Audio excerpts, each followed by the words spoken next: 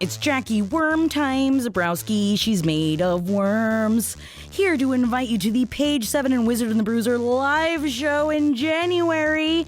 We're going to be in Chicago. We're going to be in Pontiac. We're going to be in Milwaukee. So come out and visit us. You can go to lastpodcastnetwork.com/P7Live to get tickets.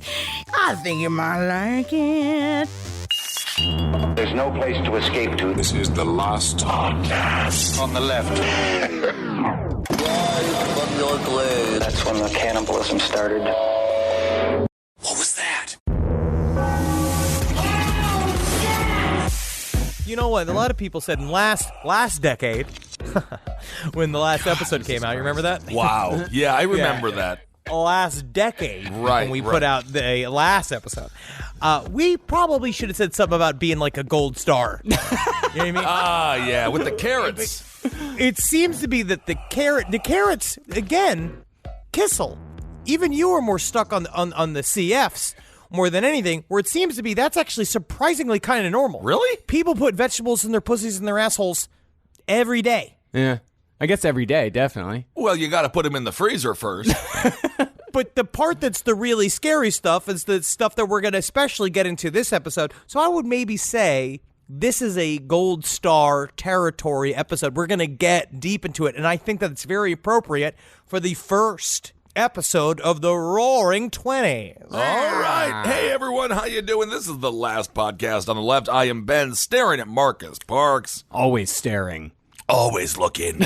And then we have Henry Zabrowski in Los Angeles. Feeling tighter than ever? Yep. And by tighter, I mean hammered. Absolutely. I almost did it because in the studio refrigerator we have White Claws. Uh-huh. Like we have a little stash of White Claws. Jackie keeps them. I've been known to indulge in a WC here and there. Claw is the law. I know that. Sometimes it's fun to pop one in and then just kind of see if it affects your driving. Well, it does. It's alcohol. But you know, this podcast has really ruined your brain, Marcus. I mean, what do you mean? Because over the holiday season, I gave a nice amount of money to a man in need, a homeless man. Oh, Ben Kissel, such a good man. Good man. Has to let everybody know that he's been a good man. No, I didn't say how much I gave him. Altruistic philanthropist. You told us how much you gave him. Yes, because I needed someone to be grateful for me. That's why I did it. I invested in him to say, thank you, sir. You've just made my dreams come true. And I said, haha, yeah, I did. Jesus Christ. Marcus, what are you, Ed Buck? But then Marcus says, after I did something very nice to someone, he said, oh, yeah, that's how Bob Berdella started. It's just a matter of time before you put a carrot in his ass. And I am just going to say this, Mr. Parks. You can be good without expecting that at some point you're going to put a vegetable in a person's butthole. You are truncating and taking my comments out of context. This is ad hominem. Is it? No, it's but not. I'm saying that you can. I mean, it just depends if you gave him the money and then say, all right, now gape it. I didn't. This is the text was, I said, I just gave a homeless man $100 and his gratefulness filled my entire void left in my heart. Uh-huh. And then you said, also helping the less fortunate strangers is how Bob Berdella got started. And then I said, yeah, but I didn't put a carrot in his ass. And then you said, yet. Yeah, you were the one that brought up the carrot in the ass, not me. You did. Wow, you are literally, your whole argument's falling apart. Okay, guys. Welcome to 2020. All right, Bob Berdella Part 2. So when we last left Bob Berdella, he'd just committed his third murder in less than a year, and his techniques of torture were getting progressively more brutal, as is evidenced by both Berdella's notes and the hundreds of Polaroids found in his home. Now, when cops started going through Berdella's things after his arrest, they thought they'd found an audio tape of Berdella torturing one of his victims, and it seemed like a pretty good bet that that's what they had. The tape appeared to be of movement back and forth on a bed, along with someone screaming threats like, I'm gonna kill you, motherfucker, I'll kill you, I'll fucking kill you. I'll fucking kill you, I'll kill you, you motherfucker, I got you now, I got you. And so on and so forth. And to the cops, this sounded exactly like something a torture killer would say during a murder. Okay. But when Berdella was confronted with the tape, he told investigators that this was actually a tape of Philip Bukovic masturbating on the third floor because roommate Phil liked to yell at his dick while he jerked off. Whoa. This is one of my favorite details I've heard about. Number one, way to throw your roommate under the bus. No kidding. That your roommate. This is, then it's like, obviously this whole time, Bob has been the more difficult roommate. Philip's trying to just get through his shit, like maybe he got mad because his Postmates guy yelled at him, he's got to deal with stuff. But right now, Philip's kind of tipping the scales. That's really interesting indeed. I do think there's a masturbation rule when it comes to roommates. Yeah. You got to turn the other cheek. You got to look away. But this tape was made because Bob had set up a secret microphone in the air duct that was going into Phil's room. So he was recording it secretly, but Phil was also screaming at his dick for at least 10 minutes every time he jerked off. Got you, motherfucker! Got you, motherfucker! You're right here. You're my prisoner. Yeah. No, don't. Yeah, I can mess with the top. Ooh, you bitch! I'm calling you my little bitch. But at the same time, for me, if I was masturbating, I like saying more encouraging things. Like, you got it, buddy. Yeah, look Sure. how big and grand you are. Well, I don't- Just like Father made. Just like Father wanted to make with, the seed down crammed in his police balls. I don't talk to my dick. It doesn't have ears. There's no point. You ever try to glue little ears to it? No, it's not Baby Shrek. Can you imagine? All right, Just imagine. Can we please get on to something less disgusting, which is Bob Berdella? Well, the thing was, after listening to the tape a little more closely, the cops decided that on this point, Berdella was actually telling the truth. It really was a secretly recorded tape of a guy named Phil jerking off while screaming threats at his own penis. We would be here until 2022 if we tried to psychologically unpack what the hell that means. Somebody having fun. Two consenting adults. You're a consenting adult with yourself, who is another consenting adult, and you can abuse your penis as much as you want. Sure. Now, of course, Bob Berdella's neighbors didn't know about any of the weird shit that was going on in the house because Bob's neighborhood was the one place where he actually had a fairly good reputation. He was known to be a bit sullen at times, but for the most part, Bob on Charlotte Street was nice enough, if just a little bit odd. All that changed once the killing began. That'll do it. Yeah. Yeah. Suddenly, the Bob who would smile and wave could barely make eye contact. It seemed like the only thing on Berdella's mind was murder. And on, and on September 26, 1985, he did it again. This time, he killed a guy named James Ferris. Now, Ferris was a running buddy of a guy named George Shaw. And these two dudes had previously dealt with Berdella in buying a bottle of animal tranquilizer for $35. But after they tried shooting it up and found it was no good, they went back and traded it for a little weed. Is this that common of a drug that people were using in the 80s, animal trank? Yes, because it's easier to get than human trank. Like, a lot of the times you could go, they're good with animals, but I think a lot of times they have a pretty low price. Now, I'm not saying I'm not going to attack all the vet listeners that we have on the show. We love that. But I'm certain if somebody offered you some money, you could give them some ketamine a little bit, because what are you going to do? I'm not saying, it just depends on the vet. Yeah. Yeah, ketamine's horse tranquilizer, right? Ketamine is, I guess, it's something that makes you feel sleepy deepy down in your toesy woesies. I don't know. Either way, I say don't do it. Don't. Good work. It really puts a pause, P-A-W-S, on your life. Well, after that, these guys were in and out of Bob's place for weeks, showing up drunk and wanting to stay over. See, Ferris and Shaw were drifters, especially Ferris, whose wife had just kicked him out of the house after he sold all their furniture for drug money. It's a hard conversation. It's a hard conversation to have. I don't know how many times Natalie comes home, the whole dining room table's missing, and I'm just sitting there. I was like, I had to get Advil. Right. It's difficult in 2020. I believe it.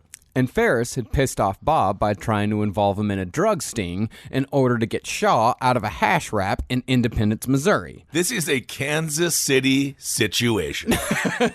Yeah, dude, you ever been in a hash rap in Indy, Mozo? Oh, yeah, man. It's All the fucking hard out there, bro.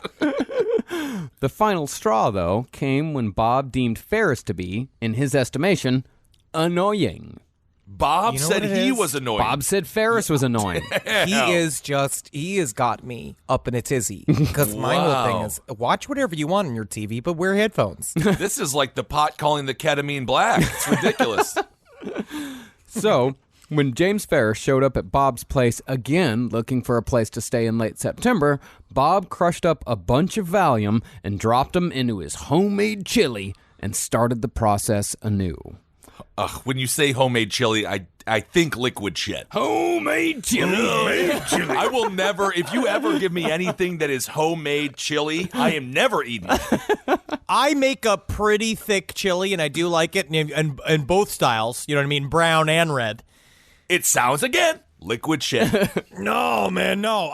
To me, I'm fine with homemade chili. It's more like Grandpa's chili, Uncle Bud's chili. Well, that could be kind of fun.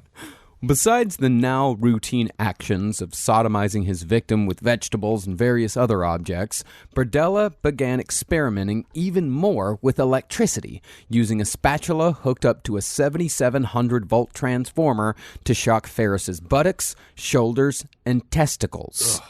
Each shock would last between 2 and 5 minutes. Jeez! And this continued, along with various sodomies, from 9 p.m. until 10:45 the next morning. Oh, my God. And that's when Bob had to be off to the flea market. He never missed work, though. No. He didn't. And I'm naming my first poetry collection, Various Sodomies. Which I hope people enjoy. It's about every sodomy for a day of the week. Oh, isn't that nice? Oh, like an advent calendar. It is just like an advent calendar that makes some people come and makes some people go blah, which is my big tagline. Yep, there it is. So when Bob returned that afternoon, Ferris was running a high temperature.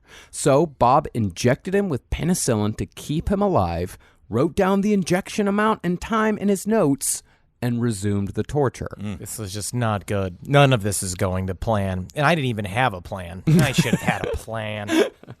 Mercifully, though, like with Bob's previous victim, the amount of tranquilizers needed to keep Ferris prostrate made sure he didn't last another night, and he died presumably of an overdose just hours into the second day. Now, it's at this point you might be asking yourself, how the fuck Berdella is getting away with 4 people in his general vicinity suddenly going missing without anyone noticing? Yeah, Especially since 2 of these men had at the very least slight beefs with Berdella. Right. After the disappearance of James Ferris, the cops did indeed start looking into the life of Bob Berdella because this investigation shared more than a few similarities with the disappearance of Bob's first victim, Jerry Howell. What the police found was story after story of Bob Berdella injecting young men with drugs and having sex with them afterward. And there were also rumors that Bob liked to chain up young men in his basement and torture them. There was also the testimony of Gene Shaw, who was a running buddy of James Ferris. Mm-hmm. He led investigators to Berdella's home after Ferris disappeared. But predictably, all the cops heard and saw was an icky homosexual party house, and the investigation stalled. Well, Sergeant, I have a theory. Philip's dick did it. Oh, yeah. Tell me, have you seen Icky Homosexual Party House 2? It's the way they kind of continue the canon of Icky Homosexual Party House 1 is pretty impressive, and it's incredible to bring back old characters, some of your favorites, and there's some new characters in there, like really Gamja, Yep. the guy that's the human cum bucket at the very bottom of the pile. He was so cute and so fun. Yeah, well, it's amazing they were able to raise all that money for the orphanage, though, wasn't it?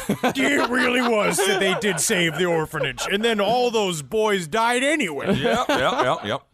Well, that's what happened a lot in the 80s. You know, when cops would try investigate. I mean, it happened with John Wayne Gacy. It happened with Jeffrey Dahmer. Like, the cops would go, they would start investigating a crime that was involving gay men, and they would just go, "Whoa, no, I don't. I'm okay. No. I'm good. I'm going home. I don't want to deal with this. I don't want to get gay. I don't know. I think it speaks to their own inner weird desires, right? Yeah. They have this idea that gay dudes do stuff so much more cryptic and dark and fucked up than that you could possibly imagine. They reflect it. They're like, well, that's a house of homosexuals. All they do is spread assholes in there. All they do is try to figure out how many pieces of furniture they can have sex with. But you're like, no, you're saying that's kind of what you're saying about yourself and what you view, you kind of hope happens in that house. Yeah. Because one day you wish that you just had the confidence to wear a sheer shirt and go into that house and experience all the human car wash that you think that's going on there. But for the most part, people are very boring. Yeah.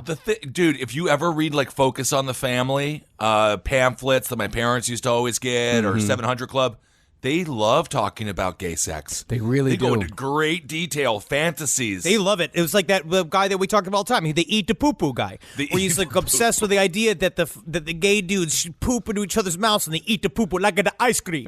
And he talks about how they eat the... Where it's being like, man, you thought that up. Most homosexual men and women, they're at Home Depot looking at faucets and shit. It's incredibly bone-shatteringly boring what they're doing. What's the exact same thing we're doing? There's no difference. No, I eat the poo-poo. You don't eat the poo-poo? You guys aren't doing that. You haven't found love yet.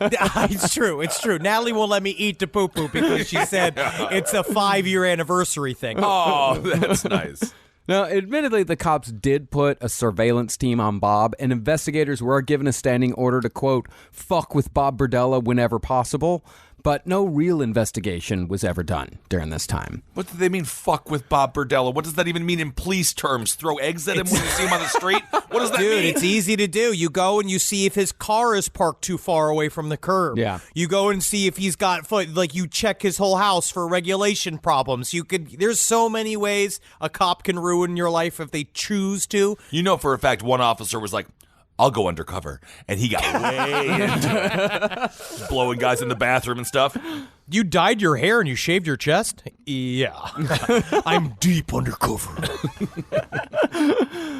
Well, as a result of this investigation, Bob, at the very least, slowed down on his killing. Now, one of the people in the James Elroy documentary speculated that Bob never slowed down because conventional knowledge tells us that serial killers usually take victims with more regularity the longer they're active. And I mean, it's true in a lot of cases. It's true in most cases. But there are exceptions. I mean, it happened with Andrei Chikatilo in Russia, and it happened with Bob Berdella. Namely, when an investigation gets too close, the killers take a break because they know if they keep killing, they're going to get caught. But not to be too simplistic and discussing about this, there are some serial killers that are more quality over quantity when it comes to their experience and what they're trying to get out of it. Yeah. You look at somebody like the dickhead BTK, they view each one of their crimes as a art piece to themselves, like to this thing, and each one is very important and takes a huge amount of thought and energy for them to put this thing together, and they view them as these giant epic stories. Bob Berdella kind of viewed this the same way, where he viewed each one of these men as like a love story, like in a way, in a really fucked up way. What about something like the Golden State Killer, who just stopped? The BTK did the same thing. Yeah, BTK also just stopped. But BTK was horny for the attention. He still needed it. Golden State Killer was just like, hope none of my aunts or nephews go over and do a DNA test. Well, they said the same thing on Michael Jackson when he stopped licking buttholes by the time he hit 50, is that his libido kind of dropped. That it does get to a point where you're not as ridiculously horny, and it's like, well, as a comedian, I'm ridiculously horny, but I don't have to get it satisfied in terrible ways. Interesting. Sometimes I can have a nice hamburger and I'll shoot a little bit, and that's nice. I get some of the devils out. But what you hope is that eventually the system slows down, and you don't want to do it as much, so you can get some of that mental energy back. If you could just see our faces staring at Henry as he just sort of associated himself with Michael Jackson in a very bizarre way. Yeah. And then also as a comedian, As a comedian, which really doesn't make any sense. doesn't make any sense at all. And then the way that you refer to your sperm as the devils is a very interesting. They're little devils, and if they get built up, they make you do bad things. You gotta come out. Are you Phil? Phil? Yeah, you're my little prisoner. You're attached to my pubes, you little dumb little pink little... Oh, I wish you were bigger. Be bigger. Well, usually this break period that serial killers oftentimes take, it's what sinks the only defense most serial killers have, the insanity defense. Because they claim that they can't help themselves, that this is something inside them that's broken. They claim that they're schizophrenic. They claim they're borderline. They claim they're whatever. But the breaks tells both us and the jury that they can stop. They can always stop. They just don't fucking want to. Yep. So, on June 17th, 1986, about 9 months after James Ferris was killed, Bob Berdella decided to kill again. Ooh. This one's name was Todd Stoops. Stoops and his wife had stayed at Berdella's place in the past, but had moved out. And Stoops had moved on to high-risk sex work on the street. And just by chance, Berdella ran into Todd Stoops at Liberty Memorial Park and decided then and there that Stoops was going to be his next victim. So Berdella invited him back to his place for lunch and crushed up some tranquilizers in a peanut butter sandwich. Now, see, I'm a crunchy peanut butter guy, and this is a solid, attack on crunchy peanut butter. I agree. Which I understand. I understand some people don't like it. They don't like the texture. But that's very scary to think that someone can just put a bunch of crushed up pills in peanut butter and you wouldn't even know. I love crunchy peanut butter. I do too. Okay. Wow. Consensus. Wow. No, That's the first just time get I the think. three branches of government to work as well. Wow, if we could only get this spirit up to Washington, D.C., they can cross the aisle. Well, Stoops soon passed out and would spend 2 agonizing weeks with Bob Berdella. 2 weeks? 2 weeks. Damn. Now, one of the things that Bob had noticed during the murder of James Ferris was that Ferris had a raspy voice. As a result, it was hard for him to scream loudly, which meant Ferris didn't need a gag. And since Berdella's victims kept dying from choking on vomit blocked by those gags, Berdella came up with a new solution. Just put on my thinking cap for a second. Another amateur scientist has cracked the case. To keep Todd Stoops from screaming, Berdella injected Drano into Stoops' neck to disable his voice box. After that, Berdella engaged in torture sessions with Stoops that would last up to 17 hours. Nonstop. And I kind of see him, because I was listening to recently was Judas Priest, and Bob Berdella seems to me like a priest, character.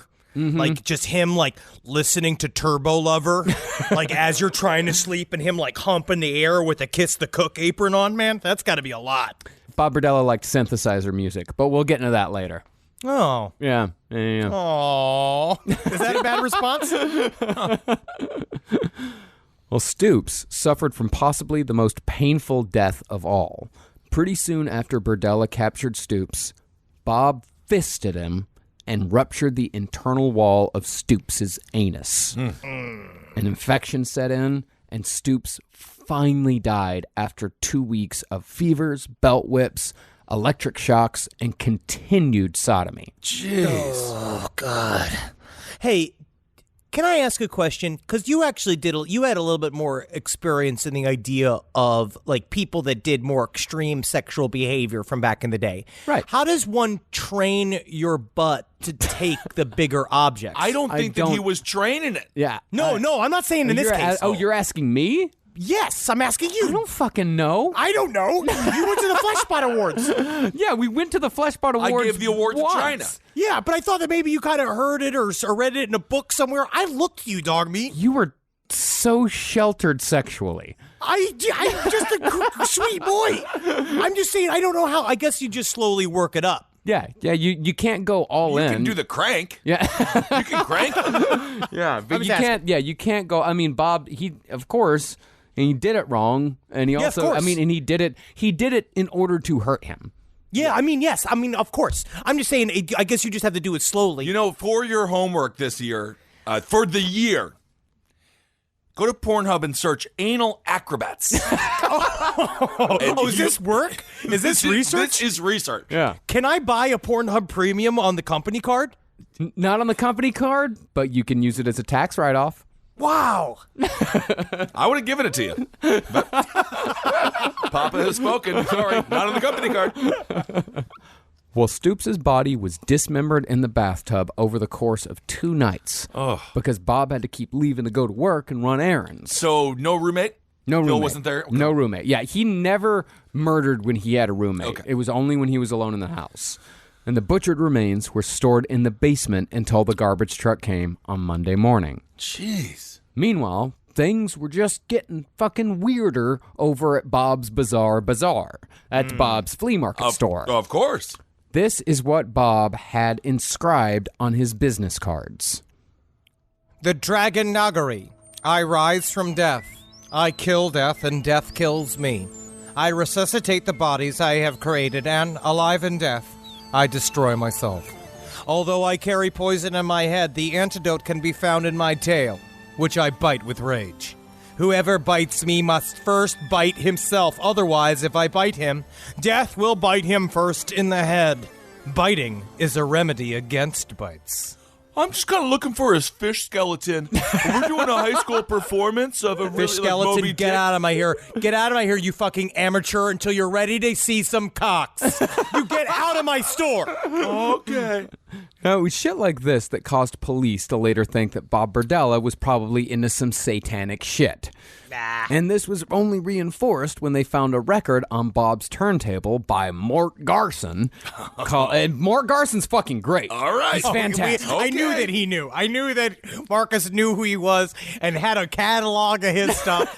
You could tell because it's synth. I'm just saying there was a reissue of his album Plantasia that was put out earlier this year, and it's fucking fantastic. The most synth name for an album ever. It's music for plants, and it's fantastic. Okay, wait a second. It's music for plants? Yeah, Plantasia. Great. Honestly, sure. Good. Highly recommended. It's very good. It's better than binding and torturing 6 men in an attic and killing them systematically, you know? Well, the record that Bob Berdella had was called Black Mass for Lucifer. And Black Mass for Lucifer is actually a super cool Moog album released in 1974. Let's listen to an example of Bob Berdella's music taste. Hold on, let me get my plant so it can really enjoy it. Oh, he just pulled his pubic hairs out of his fly.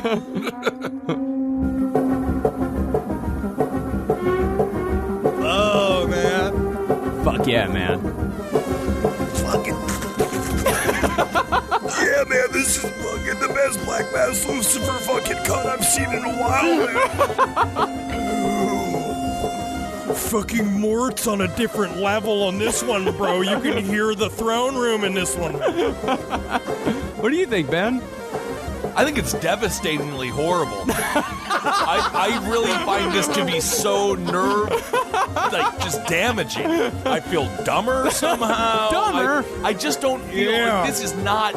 Also, if I'm a plant, I'm stuck in the soil. Well, no, I'm just this chilling. isn't the music for plants. This is Black Mass for Lucifer. Do you want to hear Plantasia? Sure. What's a Plantasia song? All right, I'll put on Plantasia. Okay.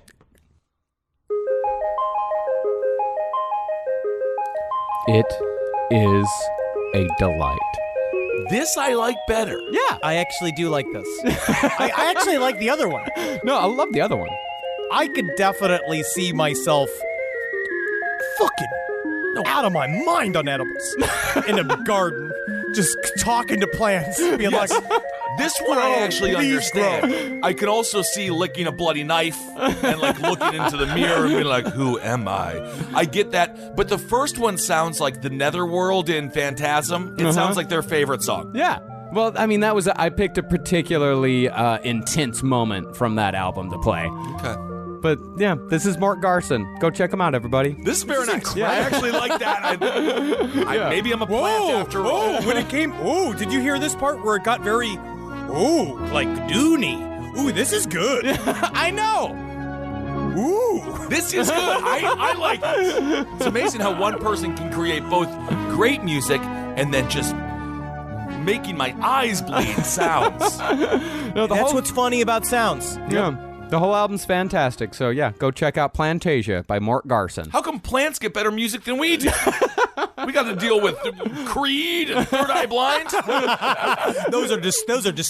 That is distinctly music for humans.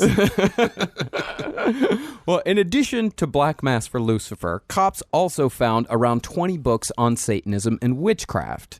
Now, the cops were already all keyed up when it came to satanic crimes, because in early 1988, a kid had been killed in Carl Junction, Missouri, in a kinda sorta satanic ritual. In that story, 3 teenage edgelords had beaten a fourth to death with baseball bats. They then tied the body to a 200-pound rock and dumped it in a well during a half-ass admitted satanic sacrifice. Okay. Not a single fucking dagger?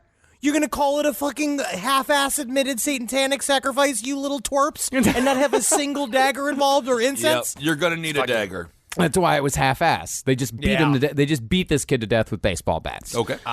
And as such, people were taking all this Satan stuff seriously when it came to Bob Berdella. One of the investigators even wore a ring adorned with upward curled ram's horns to protect himself against Berdella's black magic powers. That's cute. It is cute to even think that it's nice, but technically that is pure Aries energy. But according to Bob, all of this stuff was just an idle interest, and he never imagined he would ever be labeled a Satanist. But even so, regular folk around Kansas City started saying they'd seen Bob at satanic rituals, holding court. Here's what one woman said she witnessed, as told to Geraldo in his Satanism expose. This woman claims she met Berdella through her former husband, a high priest in a local satanic cult. We were at a meeting in the area, and he was up on the platform in a throne, which symbolizes that sacrifice at that particular meeting was for him, was done for him. So he was in an exalted position. He was a VIP. Yes, he was. What happened there at that ceremony? There was a young man killed, a young boy. He was 16 years old. Did you ever tell the police about any of this? No, I didn't. Why? People don't believe you when you talk about these things. People just do not believe these things happen. Well, lucky for you, ma'am, I'm Geraldo, and I will believe a whole bunch of horse shit if it helps my ratings. Honestly, he fucking wishes. He wishes that all of that was real. Yeah. He was a curiosity collector. What do you think they'll do when they cart all my belongings away after my reckoning has already begun? You know what I mean? They're going to say all of this crazy shit about, oh, he had all this whole series of things to help learn how to gape his butthole. And, he fucking had a collection of whips. Like, I'm not a normal citizen. I'm a normal citizen of America. Yeah, I think it's going to be very underwhelming for you. It'll just be like, oh, this guy was a nerd, huh? Look at that. Well, Bob Berdella did not need any help in inflating his body count, even though he did keep his murders to about one every summer after the close call with James Ferris. Never did it in the wintertime. It was always either a spring or summer thing. His next victim, killed in June of 1987, was Larry Pearson. Pearson was a 20-year-old out on probation for the aggravated robbery of a Domino's delivery driver. Oh, don't do that. I'm going to say this. You never have to rob a Domino's. You don't have to rob a Domino's delivery driver. You just give him money and he'll give you whatever pizza. He doesn't care who it belongs to. No. I'm not saying I guess that's me saying that he's robbing them for pizza. Yeah. Yeah, I think he was robbing him for money if he just took the pizza. Yeah. Yeah, that's my first thought, is that he was stealing the pizza like he's Michelangelo from the Teenage Mutant Ninja Turtles.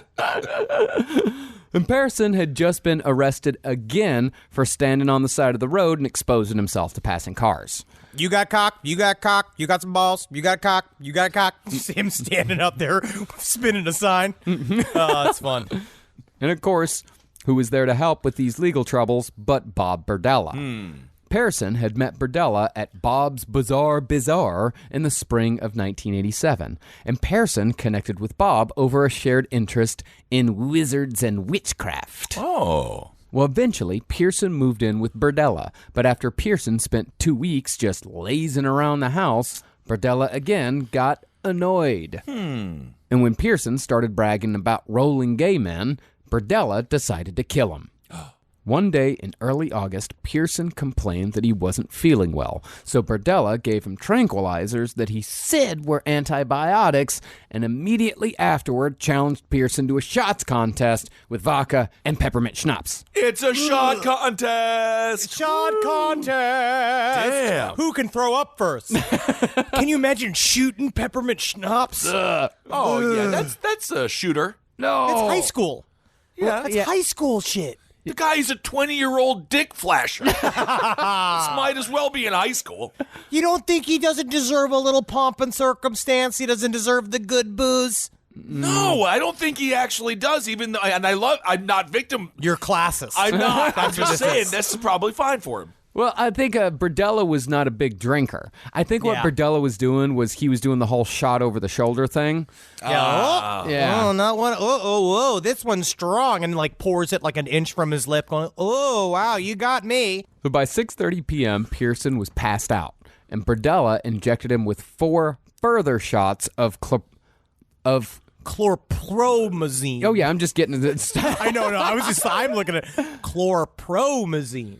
Cuyahoga Falls.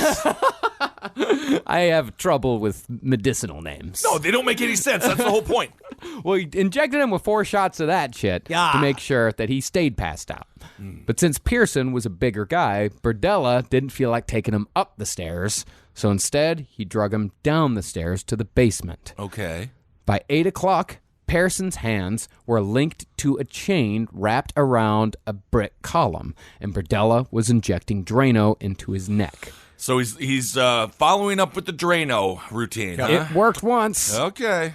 and Berdella hooked him up to the transformer and shocked him awake. So scary.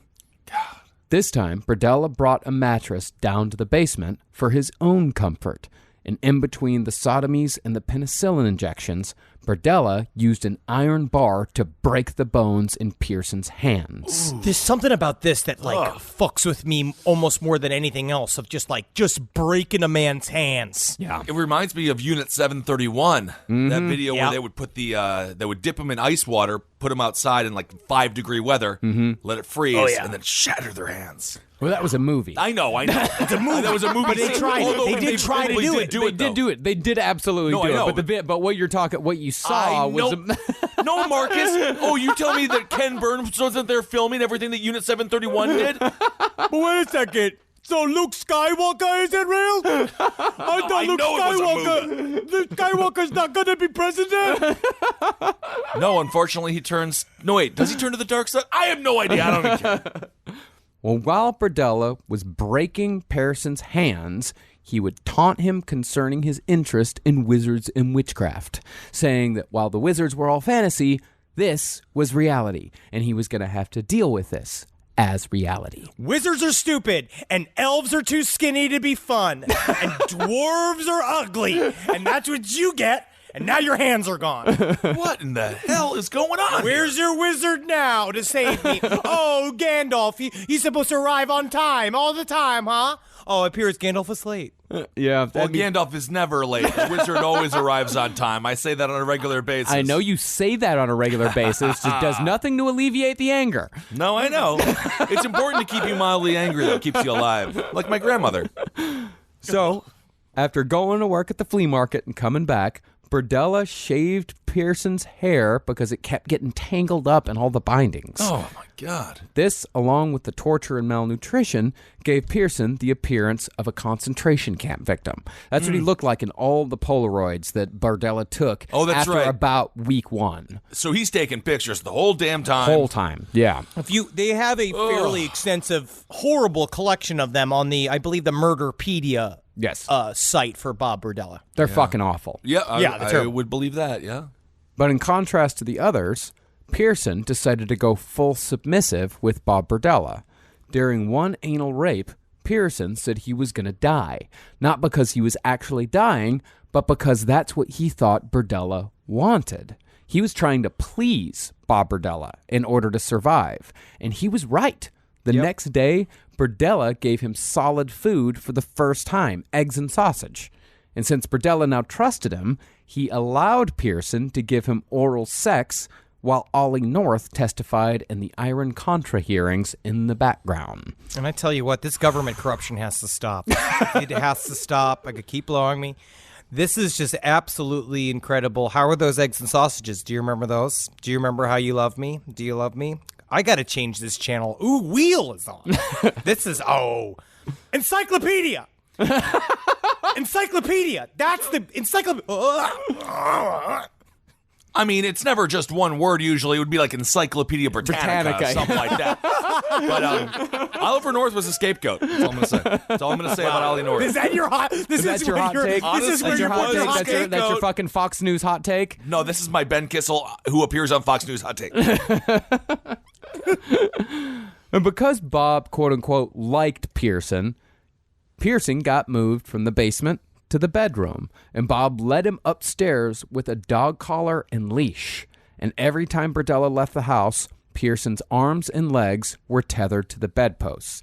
Cops said when they found that bed, every single one of the bedposts were rubbed raw from guys trying to struggle against their ropes, and it had smoothed all the bedposts down. And they left them all up there too. Like, he left the ties as he went. It's again, the hoarder mentality that he has. Again, it's about capturing memory, and that's why he allowed himself to go so long in between kills, because he would be fully ensconced in the erotic memory of it all the time.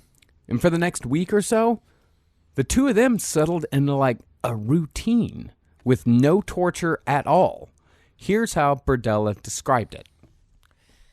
I'd wake up in the morning, have sex with him, prepare breakfast for the both of us, feed him, tie him down while I went to work or ran my errands, and I might have ran. I got him back from work, came up and tied him, gave him a couple cigarettes to smoke.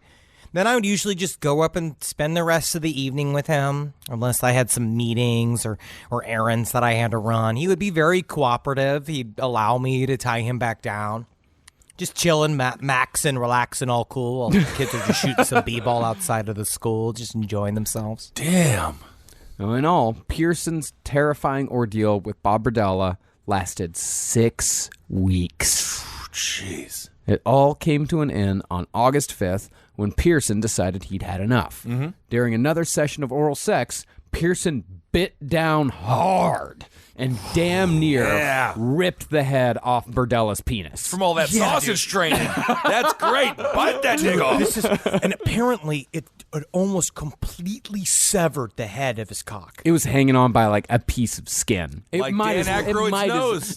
In nothing but trouble. It might as well have been bitten off completely. Okay. Oh my God. Good for him. And Berdella just sat there like screaming at him, like, but he wasn't screaming like what he was like, this is not the way to handle this. This is not the way. He was fussy about it. He was fussy about getting his fucking penis getting bitten off. We had an arrangement. Yeah. We had an arrangement. We were supposed to watch Tears of Endearment tonight.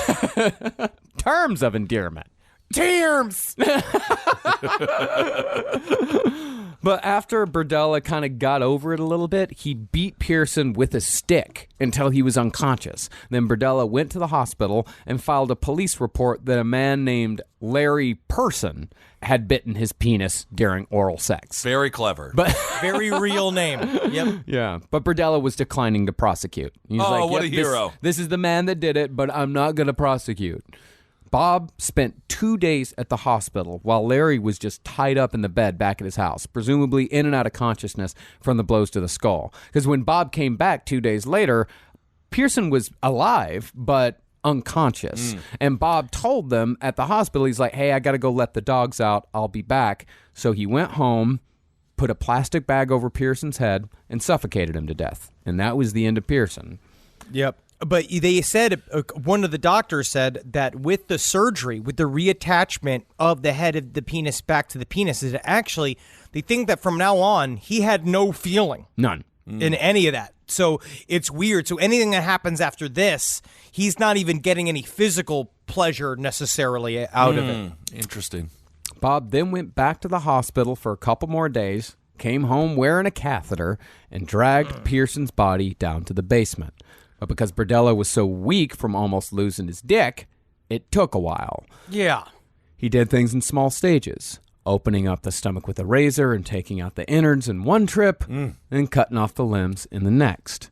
And since he was weak, he relied on the chainsaw a little more than usual, which made things a lot messier. Can you imagine that, too? You got a fucking catheter attached to you. You're trying to drag this fucking body around. You got the chainsaw just shaking your whole body as you're doing it, and the whole time you're just thinking this would be a lot easier if I still had a dick.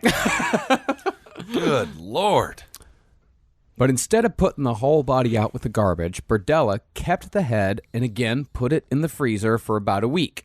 And after a week passed, he went out to his backyard, dug up the skull he'd buried a couple of years before, and replaced it with Pearson's skull. Then, with the completely decomposed skull of Robert Sheldon in hand, I think his second or third victim, Berdella removed all the teeth with pliers, save for one back left molar, and stored the teeth in 2 envelopes, one for upper, one for lower. And the thing was, there were still people coming in and out of Berdella's house in this time period, living with him. Not during the murder itself, but before and after. One guy named Hamp Reichler said he did odd jobs for Bob until Hamp refused sex and Bob stopped paying.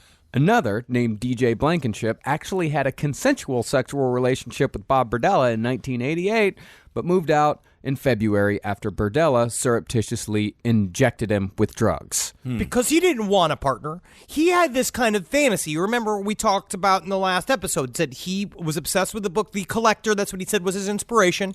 And the idea, I think, on some level, is that he loved total control. And he, in a way, he wanted it the hard way. He wanted love the hard way. He wanted you to love him despite how much torture he's putting you through, because he believed he's so incredible and he's such a unique and special human being, and that your relationship is so special and one of its kind that you would love him even though he's electrocuting you, because he's teaching you, he's showing you what it's like to accept his love. He looks like an offensive lineman from the movie Unnecessary Roughness. Where does he even get it from? He's like if God was a person. Oh, yes. Weird. Love me even though your life is terrible. Oh. Okay. Okay. Well, 6 months after DJ left, Bob Berdella would attempt to take his last victim. It was March of 1988, and Kansas City, this is for you, Ben. They were hosting the NCAA basketball tournament. It was March Madness time, baby. March Madness! I'm excited. We have to go to Las Vegas for March Madness this year, guys. Sure, if Texas Tech is in it again, I might. I'll fly with you. I'll drug you and take you. Marcus, don't you want to see what it's like once they have no control? It's a good experiment. You can't do that after 35. Hold on a second. No, you can't take Molly and go to Coachella after 35. But you can definitely gamble on young stud athletes doing things that you could never do, even when you were their age. And then you can also scream, "I would have made that shot!" And then you can do a whole bunch of things. I could do that. I'm not going to go to Vegas and lose control like Henry wants me to. No, you're going to not have control, because who knows who's going to win the game. Oh yeah, well I'll tell you what. Fine. I'll go with you, boys, but I'm going to a show. Because I actually really want to see Carrot Top. I want to see Carrot Top and I want to see Penn and Teller. We're going to do it all, guys. Well, during March Madness, just to be cheeky, Berdella put 4 human skulls in the window of his shop. Guess what he labeled it? I would assume the team names. No. The Final Four? Yeah, you got it, Kissel. Okay, he called it the You Final got it, Four. buddy. You got it. Yeah. Okay, cool. You know what's funny? How many times you see these fucking like cute jokes, or like, and where my family is from, where my family lives in Florida, there is a chiropractor that does all these like funny sayings. Oh, yeah. Like on his thing, like all those funny. And was kind of famous for it, and then he got busted for stealing money from his own company. Like for some reason, that's a thing that can happen, and it's always that. And someone who's always super funny ends up being like a massive secret criminal for some reason. Yeah, I don't like it. I don't trust a chiropractor who's punny. Yeah, unbeknownst to everyone walking by the shop chuckling at that joke, the owner of Bob's Bizarre Bazaar had a 22-year-old named Christopher Bryson tied up in his bedroom back home. Yeah. And you know what the thing is? If you ask a owner of a curiosity shop if he's got a 22-year-old hustler tied up at home, he's legally required to tell you the truth. I agree. Now, unlike all the rest of Bob's victims, Christopher was a stranger.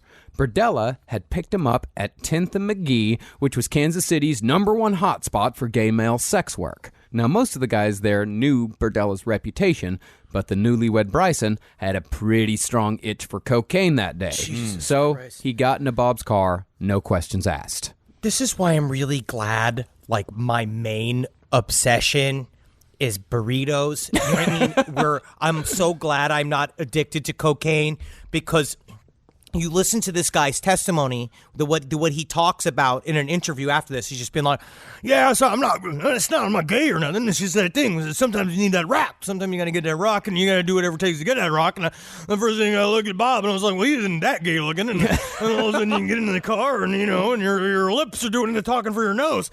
And you're like, it's like, holy God. It just gives you like that the cocaine led to me to be inside of this hatchback, inside of a man just staring at me, licking his lips like I'm a bucket of chicken. Good Lord. Yeah, I mean, I guess the weirdest place my addiction ever ran me was I went to a weird guy's house in Staten Island so I could get a copy of First Pressing of Raw Power, and no one knew I was there. Okay.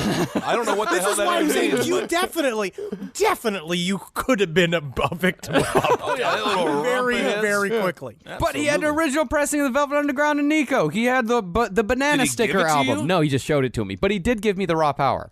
What's Raw Power? It's the Stooges' third album. But did you purchase it, or did he just give it to you? He just gave it to me. I could tell What happened? Nothing There was happened. an insinuation. There was definitely an insinuation.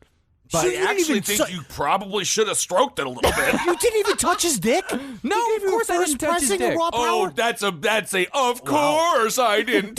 No, I'm not the type of person to trade sexual favors for a fucking record.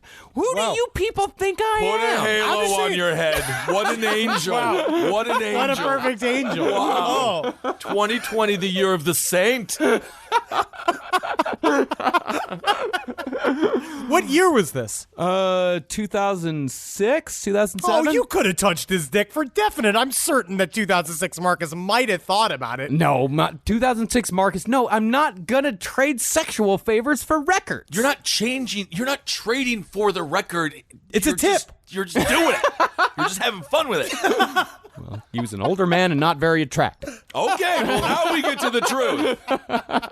Poor guy. He's just trying to pick up a young scamp out here in the streets of Brooklyn. Next thing you know, he didn't even get his dick touched. He was very nice, though. I know this sweet independent record will get me a fly that finally understand me.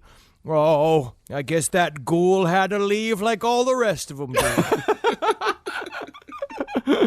Well, once they got back to Bob's house, that would be Bob and Bryson, they started walking up the stairs. Bob picked up a hidden iron pipe and bashed Bryson's skull. Bryson landed face first on the stairs, and while he was lying there, Bob stuck a needle into Bryson's neck, and the dude passed out. When he woke up, his arms and legs were tied to the bedposts, a washcloth was stuffed in his mouth, and a dog collar was around his neck. Now, you notice this is way more aggressive than his previous victims. This is the closest he got, I would say, to a vaguely berserker mode, where he's just going full on, like, I'm just going to surprise you with a pipe shot, is very, very scary. Yeah, but it was just at the beginning that he was very aggressive. I think he was trying to get a little bit of anger out from, his penis getting bitten off and all that. And besides the usual sodomy and the breaking of hands with Bob's iron bar, Bob also tried blinding Bryson by swabbing his eyes with ammonia-soaked cotton. Because if he's blind, Bob has more control. As far as the electrocution went, Bob clamped electrodes to Bryson's testicles and took pictures of the electrocution. And again, Bob told his victim that if he cooperated, he would be treated well. He'd be bought cigarettes, or he'd be given solid food, or, if he was really lucky, Bob would be given a Stooges record? No, close. Bob would rent a video on his way home from work. Hope you like Clue again.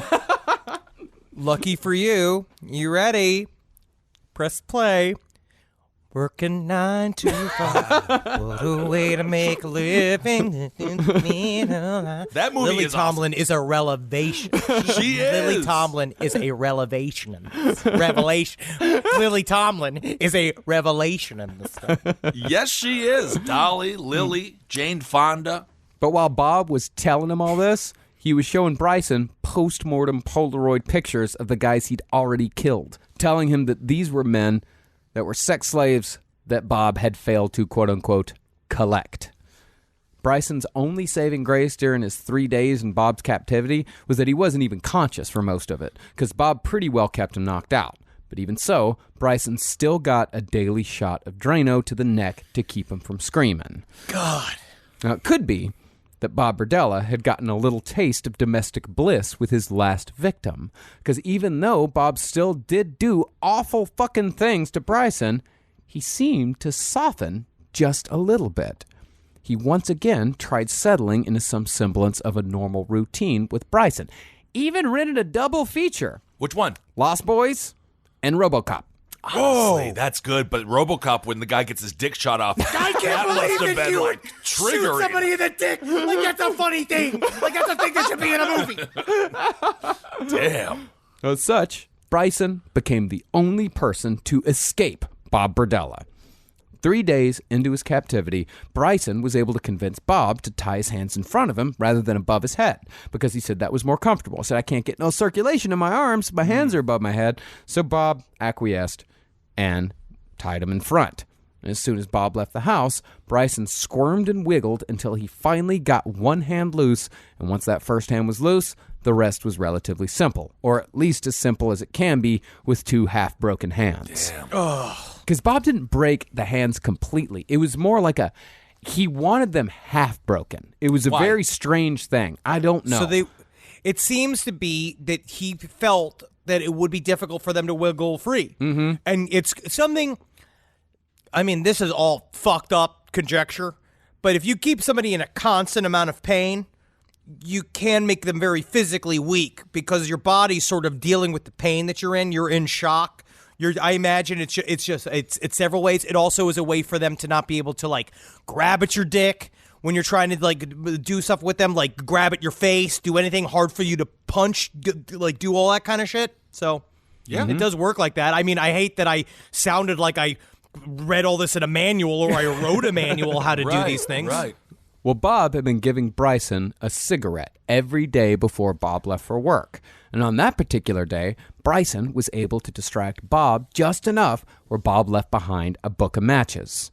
Using those matches, Bryson was able to slowly burn down the 4 ropes tied around his legs. And once he was free, he opened a window in the upstairs bedroom where he was being held.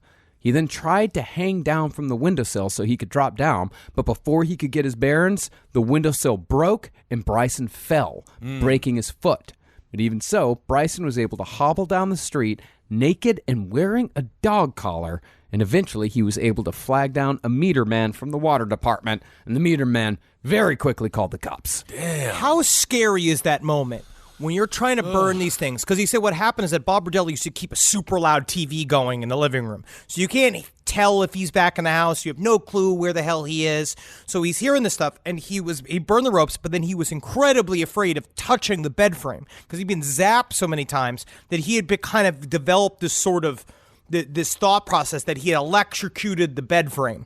And so then he's super afraid of it. And he had no clue where the window was going, but he knew that the window's the only way out, which is, he learned that from horror movies. And it's true. Even if you break your damn foot, get away from Michael. You just jump through the window. You got to.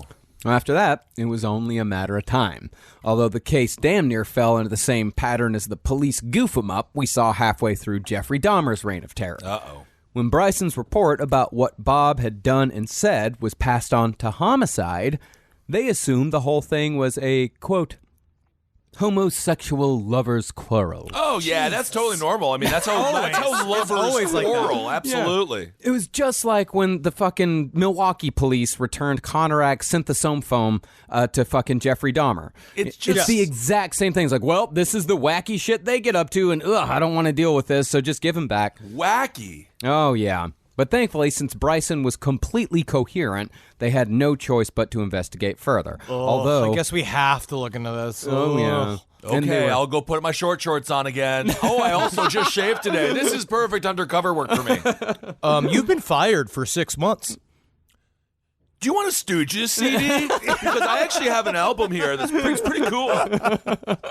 Although the cops were highly disappointed that they were all going to miss the March Madness final between Kansas and Duke that year. Oh, It is so fucked up that was their whole being like, as soon as it became a real investigation, be like, I gotta miss the game, and then I gotta go to this place where there's this blood and cum everywhere. God damn it.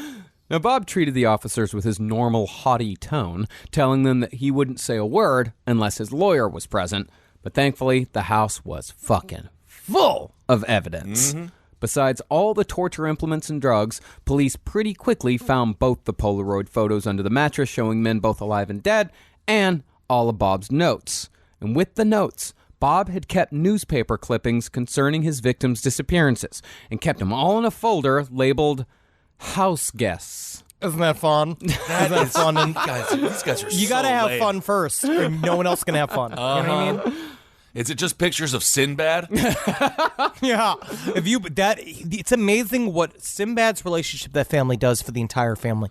Every single one of them grow and learn because Sinbad's just so full of love and joy, and he's so footloose and fancy free. You just want to be like him. But of course, that wasn't all the evidence the cops found. When they searched the basement, they saw dried blood that looked like it dripped down from the ceiling, and also saw a smudged footprint on the ceiling beam where Bob had hung a victim upside down. Jeez. They also found the chainsaw. Although it was overlooked at first, How? Yeah, exactly. How? It's the chainsaw. one of the officers eventually gave it a closer examination and found that it was clogged with dried blood, bits of human flesh, and pubic hair. Because remember, Bob had to use the chainsaw a lot more on Larry Pearson. Damn. Yep. And concerning disposal implements, they also found a circular saw, a black ceremonial dagger, 3 butcher knives, a hacksaw, and 14 saw blades. All had been used in the service of dismembering Bob's victims. And that was only a little bit of the nastiness that was in store for the cops who had to catalog Bob's belongings. The ones who spent the longest in the home developed what came to be known as the Berdella cough. That's how fucking filthy this place was. Damn. They said it was like a little half hack that kind of just settled into your chest. And they had to rotate officers in and out because none of them could stand to spend more than like a few hours in there before they got the hack too. Oh, What God. did they get? Did they sound like they were at the World Trade Center? What's going on? Well, it's like all those hoarder shows. Anytime the 1-800 got junk people going to the hoarder house, they all wear the masks. Got it's to. that same shit. But the kicker for Bob Berdella came when the skull of Robert Sheldon was found in his closet, and the skull of Larry Pearson was soon after dug up from Bob Berdella's backyard after neighbors testified to Bob's frequent night gardening. After that, Kansas City went a little nuts. Yeah? Yeah. With Kansas won? No, Kansas, I believe, lost. That was a Duke year, I think. That was a Duke year. Yeah, I think that was a both Duke year. inside Bob Berdella's house and in the Final Four.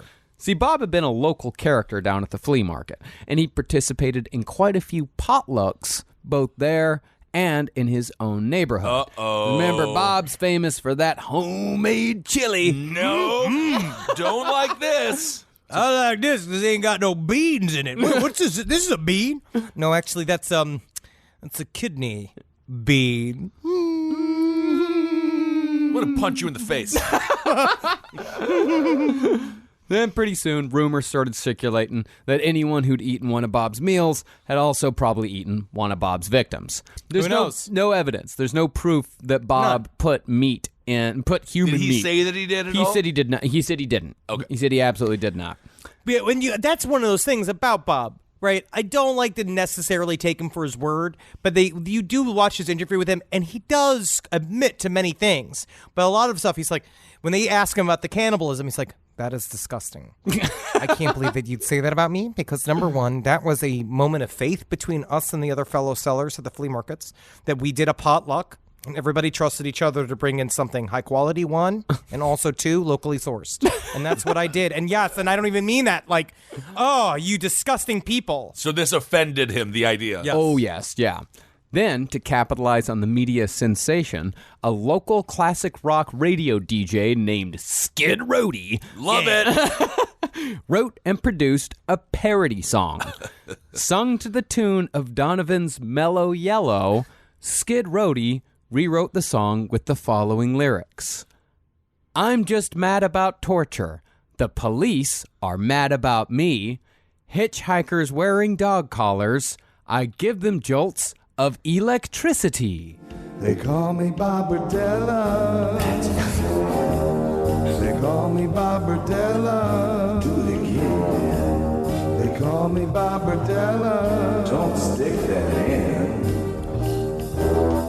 And that is the predecessors of our entire show. Yeah, I mean, it was a golden age for radio when they could you could do whatever you wanted back then. And Bob was extremely upset by all of this. Oh, he didn't like it? He hated it. Oh. Here's Bob himself talking about how incensed he was about a contest run by Skid's radio station, 101 The Fox, Kansas City's classic rock station. Oh. I had also been told when I first came into jail that the Fox radio station had run a promo giving prizes to their listeners if they showed up at the station in a dog collar and with a leash on.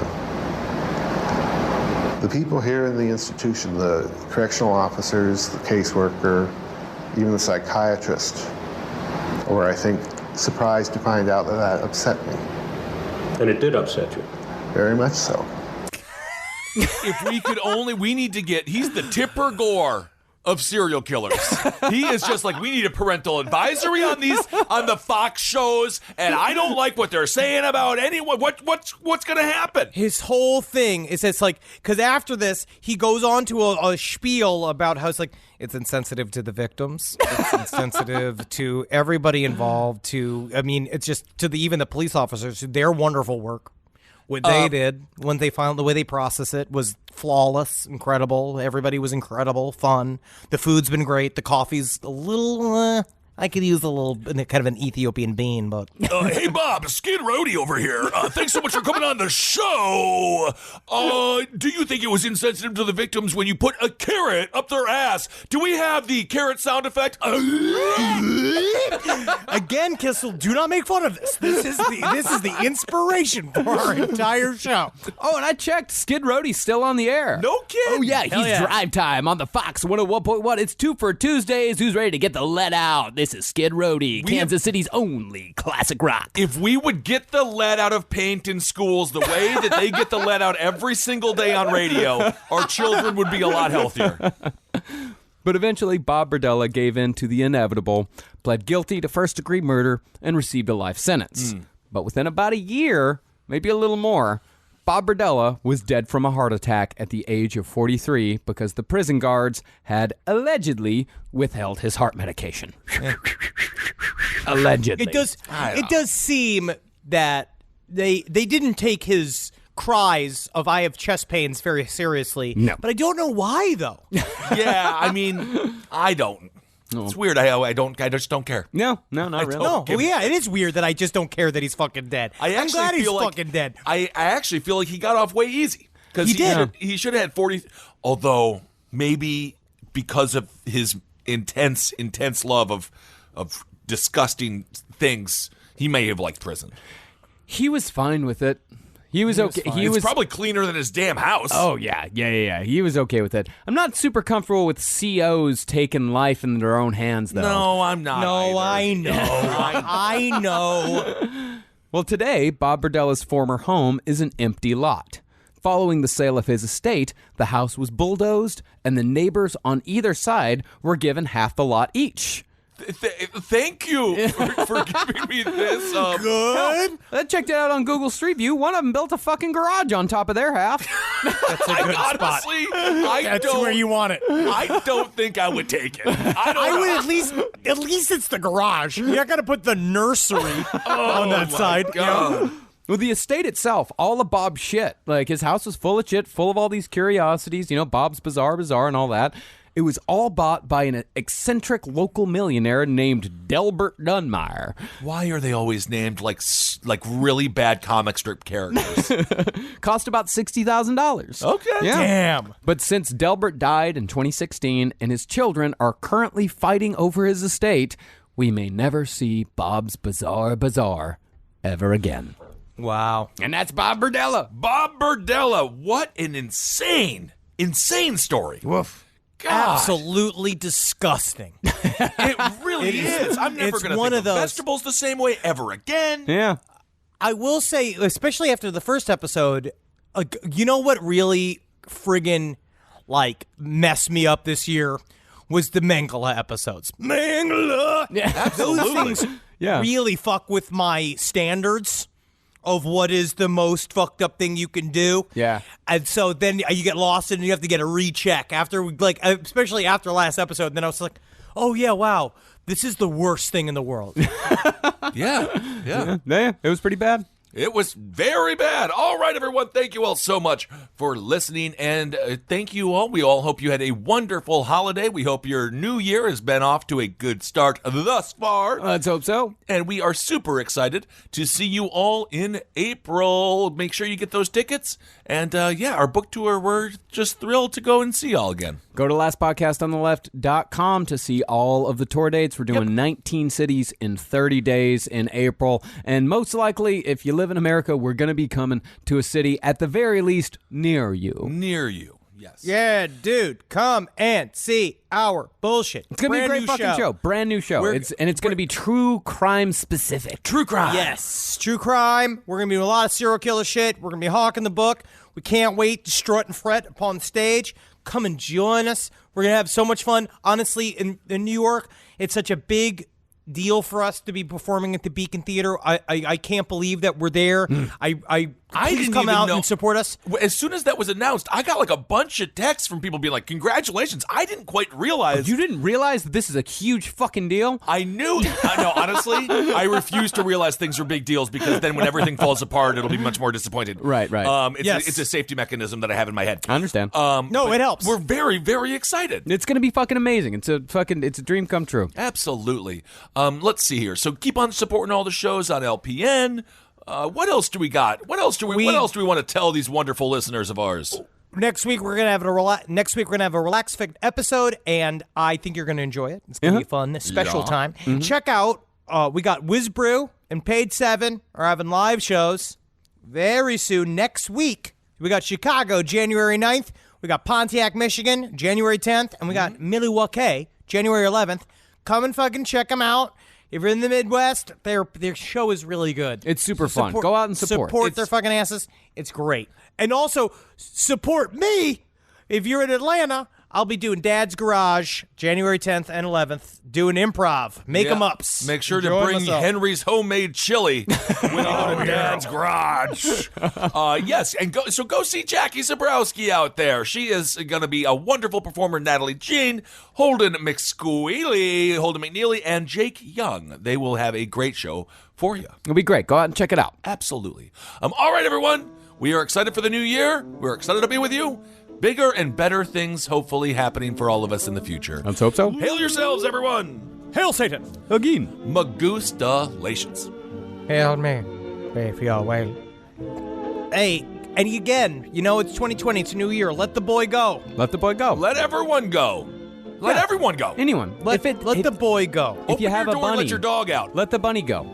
Well, it depends, because sometimes bunnies like carrots. Yeah. Oh, no, now I can't even think about that. Dang it. Oh, man, I was just saying it's hard to get a carrot in the wild, but now carrots are ruined, cucumbers are gone. I'm supposed to be losing weight this year, and now I can't even think of vegetables. Oh, you'll be fine. All right. You'll love it.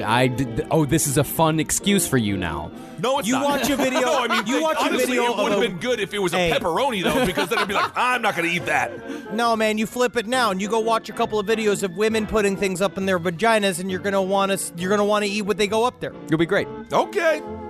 Goodbye. This show is made possible by listeners like you. Thanks to our ad sponsors, you can support our shows by supporting them. For more shows like the one you just listened to, go to lastpodcastnetwork.com.